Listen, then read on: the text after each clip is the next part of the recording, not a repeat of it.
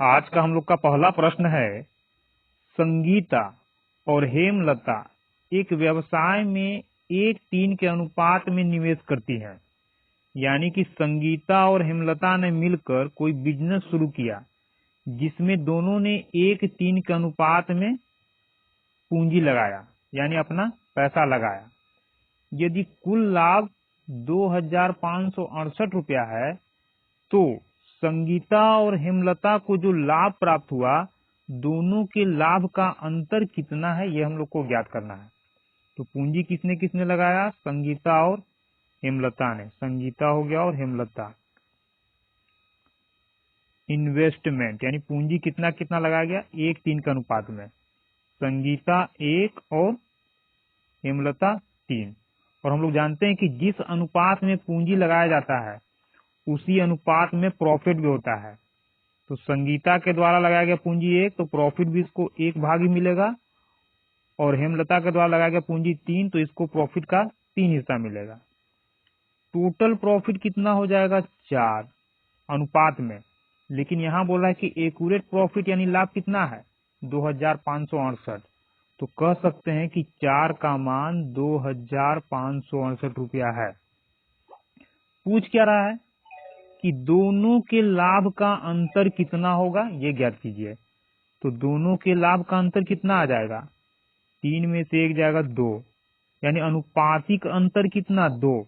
तो हम लोग को निकालना है कि रुपया में अंतर कितना, यानी 2 अनुपात का मान निकालना है। 4 अनुपात का मान इतना, तो 2 अनुपात का मान निकालने के लिए क्या करना होगा? यदि 4 को हम लोग 2 बना दें तो 2 का मान आ जाएगा। तो 2 दूना 4, 2 एकम 2, 2 दूना 4, 2 आठे 16, 2 चौक 8, यानी 2 का मान कितना आ गया? 1,284 रुपया। और इसी 2 का मान निकालना था, क्योंकि अनुपात में अंतर कितना? 2। तो 2 का मान निकालना था और ये 2 का ही मान है। तो कह सकते हैं कि संगीता और हेमलता के लाभ का अंतर कितना है? ऑप्शन नंबर 3, 1,284 रुपया।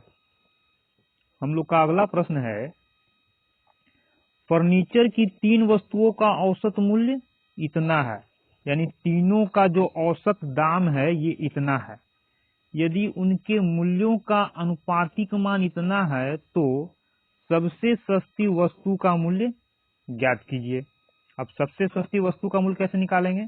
तो सबसे पहले यहाँ हम लोग देख रहे हैं कि अनुपात में कितना कितना, 3, 5, 7, यानी कि पहले वस्तु का अनुपातिक मूल्य इतना है, दूसरे वस्तु का अनुपातिक मूल्य इतना है और तीसरे वस्तु का अनुपातिक मूल्य यानी दाम इतना है। कहा गया कि तीनों का औसत मूल्य ये है। तो हम लोग अनुपात में देख लेते हैं कि औसत मूल्य निकाल सकते हैं कि नहीं। तो यहाँ हम लोग देख रहे हैं कि 3 के बाद 5 कितना? 2 बढ़ा।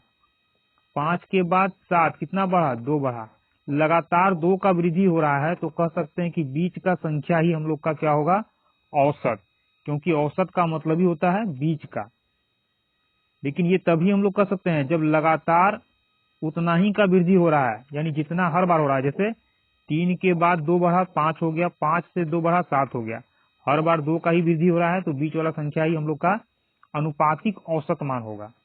यानी अनुपात में औसत मूल्य 5 आया, लेकिन एक्यूरेट औसत मूल्य इतना है, तो कह सकते हैं 5 का मान 16,845। निकालना क्या है? सबसे सस्ती वस्तु का मूल्य क्या है? तो सबसे सस्ता वस्तु कौन है? जिसका मान अनुपातिक में कम होगा वही सबसे सस्ता होगा, यानी 3 का मान ही कम आएगा। तो 3 का मान निकालना है, यानी अनुपात में 3, तो एक्यूरेट कितना? तो उसके लिए क्या करना होगा? 1 अनुपात का मान निकालना होगा। तो 5 अनुपात का मान इतना, तो 1 अनुपात का मान कितना? 5 एकम 5, 5 तिया 15, 5 तिया 15, ये हो जाएगा हम लोग का 5 छक 30, 5 नवा 45। 1 अनुपात का मान 3,369। तो 3 का मान कितना आ जाएगा? तो 3 के मान के लिए इसमें हम लोग 3369 यानी 1 के मान से गुना कर देंगे, तो हम लोग को मान आ जाएगा 9 तिया 27। ऑप्शन नंबर 1 ही में हम लोग का इकाई अंक 7 है, तो ये हम लोग का आंसर हो जाएगा। ऐसे हम लोग पूरा गुना कर लेते हैं। तो 3 9 27 के साथ 2, 3 छक 18, 2 20 के 0 2, 3 4 9 2 11 हाथ में 1, 3 4 9 1 10। इतना रुपया हो जाएगा सबसे सस्ता वस्तु का मूल्य। हम लोग का अगला प्रश्न है, एक दुकानदार किसी वस्तु को इतना रुपया में खरीद लेता है, खरीदा कितना में 760 में। अब कह रहा है कि 30% लाभ प्राप्त करने के लिए उस वस्तु को कितना में बेच दे, यानी 760 रुपए के सामान को कितना में बेचे कि 30% का फायदा हो जाए। तो 30% का फायदा के लिए 30% बढ़ाकर बेचेगा, यानी 130% बेचेगा। और 130% का मतलब 130 बटा में 100, 0 से 0, 0 से 0 गुना कर लेंगे। 13 छक 78, इकाई अंक एक ही हम लोग का 8 आ रहा है, सीधा सीधा हम लोग का आंसर हो जाएगा 988। ऐसे यहाँ हम लोग गुना कर ले रहे हैं। 13 छक 78 के 8, 7 हो गया। 13 सत्ते 91 और 7 98, 988 रुपए में बेचने पर, यानी 760 रुपए के सामान को इतना में बेचने पर 30% का फायदा हो जाएगा।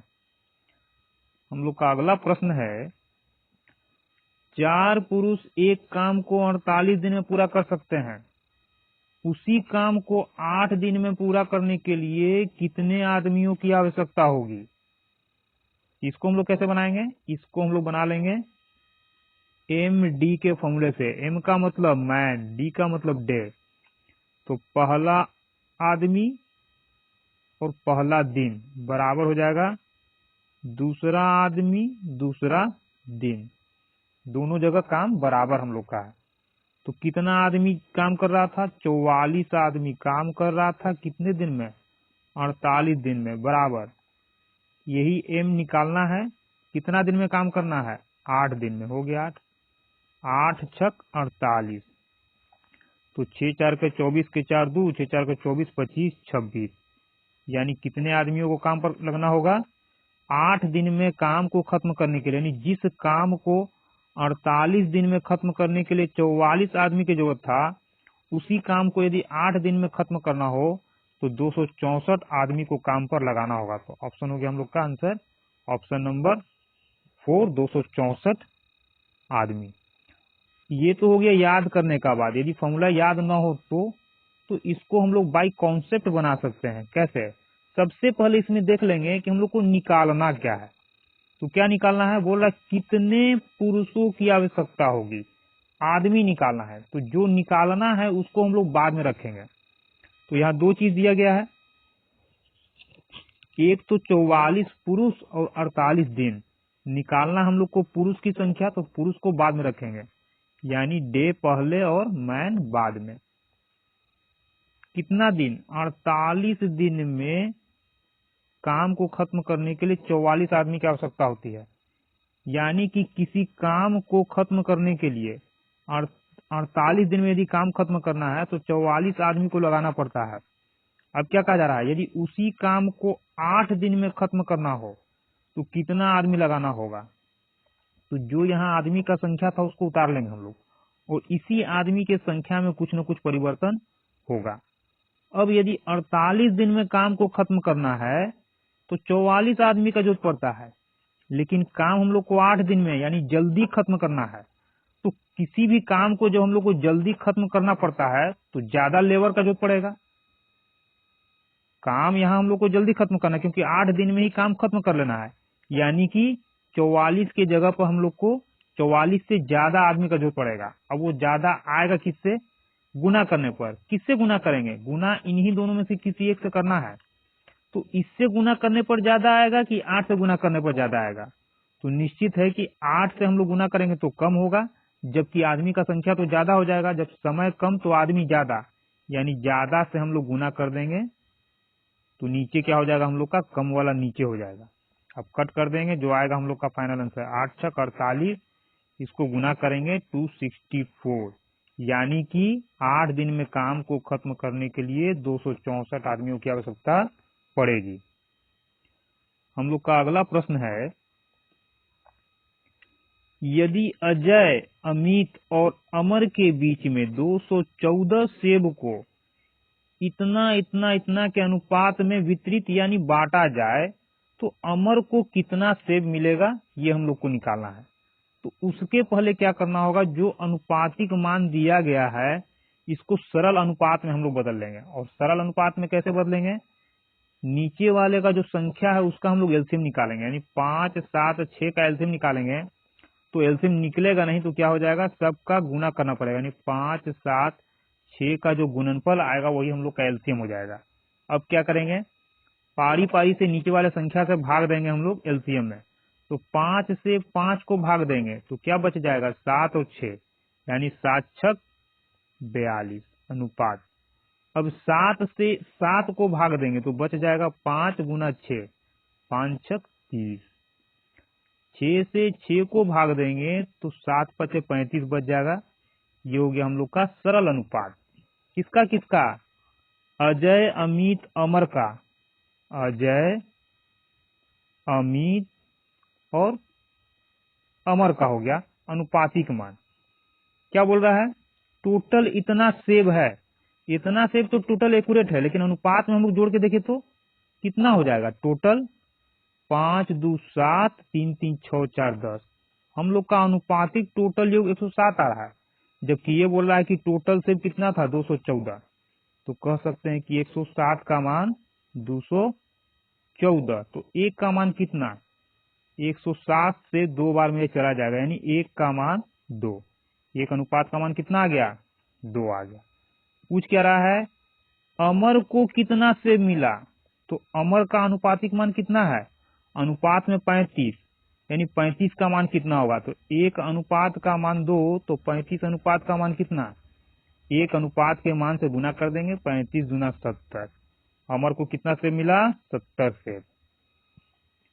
हम लोग का अगला प्रश्न है, 184 के स्क्वायर का मान कितना होगा, यानी 184 का वर्ग हम लोग निकालेंगे तो कितना आएगा। तो इसको हम लोग दो तरीके से बना सकते हैं।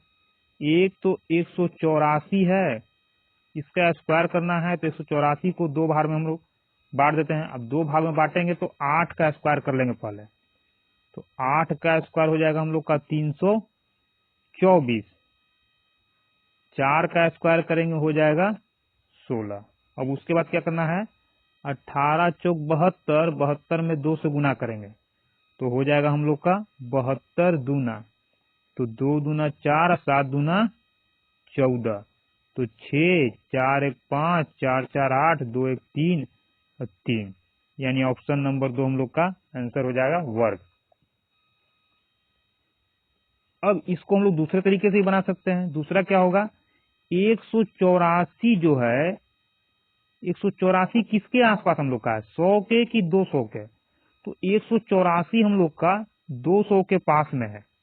184 हम लोग का 200 के नजदीक में है, तो हम लोग लेंगे यहाँ 200, 200 में 100 से भाग दे देंगे, 0 से 0, ये हम लोग को 2 मिल गया। अब इसके बाद क्या करेंगे कि 184 200 से कितना कम है, 184 200 से कितना कम है, तो 16 कम। जितना कम है उसमें उतना ही और कमी कर देंगे, और कमी करने के बाद जो आएगा उसको हम लोग यहाँ लिख लेंगे, तो कितना आ जाएगा, 8, 6, 14 के 4 हाथ में 1, 1, 1, 2, 6, 168 हम लोग का बच जाएगा, 16 घटाएंगे तो ये तो हो गया हम लोग का। अब गुना कर लेंगे तो कितना आ जाएगा, 8 दूना 16 के साथ में 1, 16 दूना 32, 1, 33। कितना कम था, 16, तो 16 का स्क्वायर करेंगे 256, तो लिखेंगे 256, 6, 5, 8, 3, 3, क्योंकि हम लोग का स्क्वायर है इसलिए यहाँ जो हम लोग लेंगे 2 ही अंक लेंगे, तो 2 अंक हुआ। तीसरा अंक हम लोग का क्या आ जाएगा, इसमें आ जा रहा है, तो या तो आप इससे बना लीजिए या फिर इसका यूज करके बना लीजिए। हम लोग का अगला प्रश्न है, एक वॉशिंग मशीन की कीमत एक टीवी की कीमत से 40% कम है। यदि वॉशिंग मशीन की कीमत में 64% की वृद्धि की जाती है तथा टीवी की कीमत में 20% की कमी की जाती है, तो 5 वॉशिंग मशीन और 7 टीवी के कुल कीमत में होने वाला परिवर्तन ज्ञात कीजिए, यानी कमी हुआ या वृद्धि हुआ। तो सबसे पहले क्या करना है, वॉशिंग मशीन की कीमत टीवी की कीमत से 40% कम है, यानी ये हो गया हम लोग का वॉशिंग मशीन, ये हो गया टीवी। टीवी की कीमत से 40% कम कीमत है किसका? वॉशिंग मशीन का। यानी टीवी का कीमत यदि 100 तो इससे 40 कम हो जाएगा वॉशिंग मशीन का, यानी 60। अब इसको अनुपातिक रूप में हम लोग बना लेंगे, तो 20 तिहाई 60 और 20 पच्चीस 100। ये आ गया हम लोग का अनुपातिक मान किसका? वॉशिंग मशीन और टीवी का मूल्य यानी प्राइस। अब क्या कह रहा है? वॉशिंग मशीन की कीमत में 64% की वृद्धि हो जाती है, यानी इसके दाम में 64% का वृद्धि होता है। 64% वॉशिंग मशीन का दाम बढ़ जाता है। और टीवी की कीमत में 20% की कमी आती है। टीवी की कीमत में 20% का कमी आता है। तो कमी आता है तो कितना आता है? अब 3 का 64% निकालना मुश्किल है, कैसे निकालेंगे? तो 3 का 64% नहीं निकल सकता है, तो इसके लिए क्या करेंगे? अपने सहूलियत के लिए हम लोग यहाँ डबल जीरो बैठा देंगे। जब इस साइड में बैठाएं तो यहाँ भी बैठा लेंगे, क्योंकि ये अनुपात में है तो अपने सहूलियत के अनुसार हम लोग जीरो घटा या बढ़ा सकते हैं। ऐसा क्यों? फायदा ये होगा कि 300 का 64% दाम बढ़ गया, तो 300 का 64% निकालना हम लोग को यहाँ आसान हो जाएगा। जीरो से जीरो कट जाएगा, अगर जीरो नहीं होता तो कैसे कटता? पॉइंट में आता। अब यहाँ गुना कर लेंगे हम लोग, तो 4 तिया 12 दो हाथ में 1 छत्रिया 18 19 192। यानी कि टीवी के दाम में, वॉशिंग मशीन के दाम में कितना का वृद्धि हो गया? 192 रुपया का वृद्धि हो गया। उसी तरह से 500 का 20% निकालेंगे तो ये आ जाएगा हम लोग का 100, लेकिन क्या माइनस है ना, यानी 100 का कमी। एक वॉशिंग मशीन के दाम में 92 रुपया का वृद्धि और एक टीवी के दाम में 100 रुपया का कमी। अब आगे क्या करा है? तो 5 वॉशिंग मशीन और 7 टीवी के कुल कीमत में होने वाला परिवर्तन। अब एक वॉशिंग मशीन का दाम इतना बढ़ गया तो 5 वॉशिंग मशीन का दाम कितना बढ़ जाएगा? ये बढ़ा हुआ हम लोग का आया है, तो 5 के लिए 5 से गुना कर देंगे तो 5 में कितना बढ़ जाएगा? 5 दूना 10, 5 9 45, 1 46, 5 4 9। क्या बोल रहा है? टीवी कितना? 7 टीवी। एक टीवी के दाम में 100 रुपया का कमी, तो 7 टीवी के दाम में 7 गुना का कमी, तो कितना हो जाएगा? 700। यानी कुल लेन देन में कितना का कमी आ गया? यहाँ 960 रुपया वॉशिंग मशीन का दाम बढ़ा और यहाँ 700 रुपया टीवी का दाम घटा, तो टोटल लेन देन में कमी कितना हो गया? 260 का। लेकिन इतना तो वृद्धि हुआ, प्लस में आने का मतलब, क्योंकि पॉजिटिव में आया यानी कि इतना वृद्धि हुआ दाम में। कब? 5 वॉशिंग मशीन और 7 टीवी के मूल्य में। और बात यहाँ कर रहा है प्रतिशत वृद्धि का, तो प्रतिशत वृद्धि तभी निकाल सकते हैं जब टोटल 5 वॉशिंग मशीन और 7 टीवी का मूल्य निकालेंगे। तो एक वॉशिंग मशीन का दाम 300, तो 5 वॉशिंग मशीन का दाम कितना? तो 300 में 5 से गुना करेंगे आ जाएगा 1500। एक टीवी का दाम 500, तो 7 टीवी का दाम कितना? 3500। तो टोटल मूल्य कितना हो गया? 5 5 10 3 1 4 1 5, यानी 5000 के लेन देन पर 260 रुपया का क्या हो गया? वृद्धि हुआ। तो वृद्धि प्रतिशत वृद्धि कितना? तो प्रतिशत वृद्धि के लिए 260 का वृद्धि हुआ 5000 पर, तो प्रतिशत के लिए इंटू करेंगे 100। 1 0 1 0 1 0 1 0 1 0 1 0। 26 में 25 से भाग देंगे, 50 25, 5 दूना 10, 5.2% का क्या वृद्धि, क्योंकि ये क्या था 260 का, 260 का वृद्धि हुआ था, क्योंकि पॉजिटिव का मतलब वृद्धि और निगेटिव आता तो कमी। हम लोग का अगला प्रश्न है, अमन अपनी यात्रा 14 घंटे में पूरी करता है। आधी दूरी 39 किलोमीटर प्रति घंटे की चाल से, और शेष आधी दूरी, जब आधा दूरी तय कर लिया तो शेष कितना दूरी बचा? आधा दूरी, तो शेष आधा दूरी 45 किलोमीटर प्रति घंटे की चाल से तय करता है। तो यात्रा की कुल दूरी क्या थी ये ज्ञात कीजिए। अब यात्रा का कुल दूरी का मतलब कैसे निकालेंगे हम लोग? तो total distance is equal to होता है 2 into average speed is into total time, 2 into average speed into total time. अब चूंकि यहाँ आधा दूरी इतना के स्पीड से आधा दूरी बराबर दूरी, आधा दूरी तय किया है, यानी बचा हुआ दूरी कितना होगा, आधा ही होगा। तो दोनों दूरी सेम है। जब दोनों दूरी सेम होता है तो ये तो फॉर्मूला हम लोग का 2 इंटू एवरेज स्पीड के लिए क्या करेंगे, दोनों स्पीड का गुणनफल,